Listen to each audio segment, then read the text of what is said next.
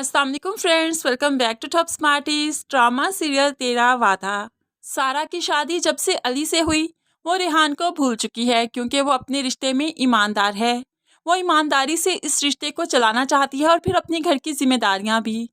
सारा जो अपने मेके में थी, अली उसे लेने जाता है। दोनों बहुत ही खुशी से वापस आते हैं, खिलखिला रहे थे, हंस रहे थे और हाथों में हाथ भी थे। जब वो ड्राइंग रूम में पहुंचे तो यहाँ पर नगीन और सास बेगम बैठी थी।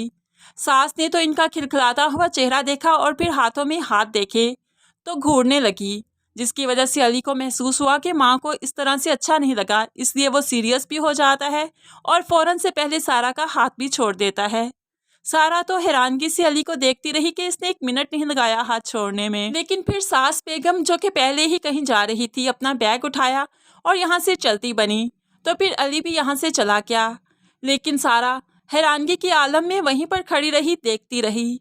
तो नगीन को मौका मिल गया उसे भड़काने का। कहने लगी, इस घर में बहू की हैसियत नौकरानी के जैसी है, सिर्फ काम करने हैं उसे।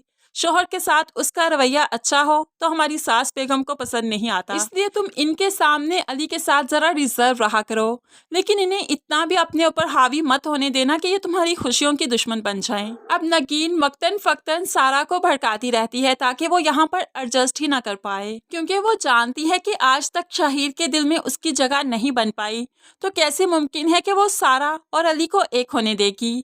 वो इनको भी एक दूसरे से जुदा करके ही दम लेगी। शाहिर, जो साइम को पसंद करता था, आज तक भी उसे भूल नहीं पाया और साइम ने उसकी मोहब्बत में ही तो अभी तक शादी भी नहीं की। इसलिए तो शाहिर नगीन से उखड़ा उखड़ा रहता है। लेकिन फिर सारा पर असल क़यामत तो तब टूटी जब उसका अपना मान, उसका भाई, उसका भरोसा, जिसे वो समझती थी नौकरी करेगा और उसकी जिम्मेदारियां खत्म होंगी, उसे वो जेल की सलाहों से छुड़वा कर लाई और आते ही घर में थप्पड़ रसीद किया। तो माँ हैरान रह गई, भाई को थप्पड़ क्यों मारा?